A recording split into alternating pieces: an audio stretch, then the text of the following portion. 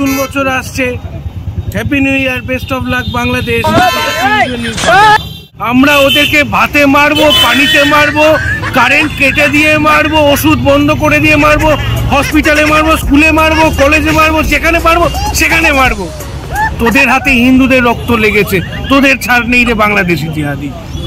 কিছুদিন মানে বেশ কয়েকদিন যাবত, কয়েক মাস যাবত এই চলছে রাজ্য রাজনীতি এবং কোথাও গিয়ে আন্তর্জাতিক স্তরে রাজ্য রাজনীতি উত্তাল।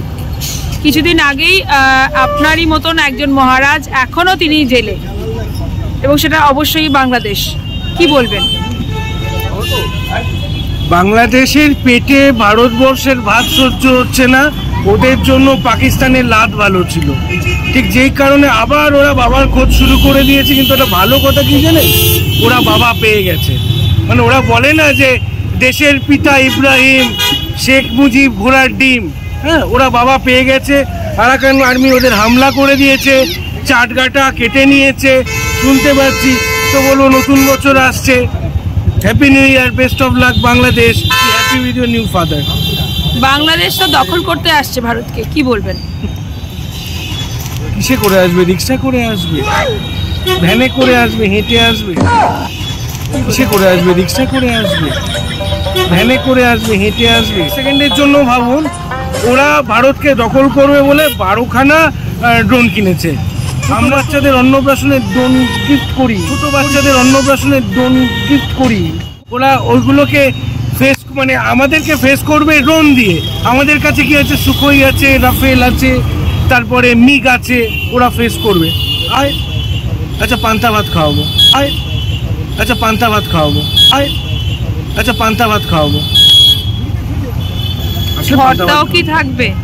ভর্তাও কি থাকবে? কি থাকবে? ভর্তা। ভর্তা? আমরা তো সব বাজে ভাষা ব্যবহার করি না। হ্যাঁ, আলু সেদ্ধ পেঁয়াজ টিয়াজ দিয়ে তেল দিয়ে মেখে খাওয়াতে পারি। হ্যাঁ, ওইটা চলবে না, ওইটা চলবে না। আর হ্যাঁ, ভালো কথা, এইবারে ইফতারে বাংলাদেশি যদি আমার কাছে খেতে আসে, একদম গরমা বিরিয়ানি পাক্কা। আজকে যে ইনিশিয়েটিভ নেওয়া হয়েছে এবং তার মধ্যমণি ইউনুস, এই ইউনুস কতটা যুক্তিযুক্ত ছিল নোবেল, শান্তির নোবেল পাওয়ার জন্য? সুদ খেয়ে কেউ শান্তি পুরস্কার পেতে পারে? সুদ খায় যে সে তো জানি সুদখোর, হঠাৎ করে শান্তির দূত হয়ে গেল কি করে? এই ব্যাপারটা নিয়ে ডাউট আছে। মেন ব্যাপার হলো যে আমেরিকা দেখছে যে ওদের একটা বেস দরকার। কোথায় দরকার? না সাউথ ইস্ট এশিয়ায়, রাইট? কারণ চীনকে কন্ট্রোল করতে হবে, ইন্ডিয়াকে কন্ট্রোল করতে হবে। কিন্তু তার জন্য মারা যাবে বাংলাদেশি হিন্দু জিহাদবাদের নামে? এটা মানা যায় না, এটা মানাও হবে না। আমরা ওদেরকে ভাতে মারবো, পানিতে মারবো, কারেন্ট কেটে দিয়ে মারবো, ওষুধ বন্ধ করে দিয়ে মারবো, হসপিটালে মারবো, স্কুলে মারবো, কলেজে মারবো, যেখানে পারবো সেখানে মারবো।